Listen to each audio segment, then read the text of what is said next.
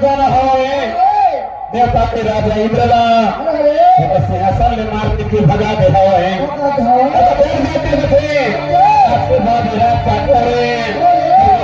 आज से पहले सरमन नृत्य कराए मुसलमान नृत्य कराए जाए थे अपन आनंद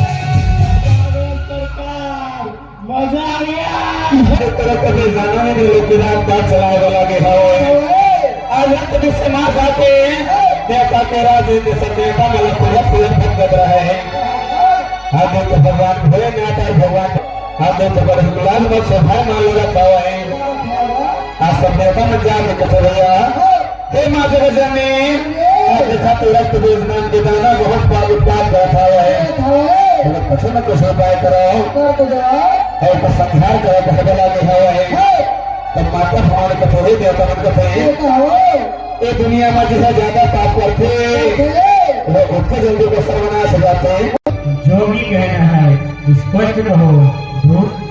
क्या कहो देवी, प्रस्ताव बहुत बड़ा है। प्रस्ताव? कैसा प्रस्ताव? क्या मांग है तुम्हारे स्वामी की? मांग नहीं है देवी, देना चाहते हैं, बस आपको स्वीकारना होगा। तीनों लोगों का अभिपत्य स्वीकारना होगा।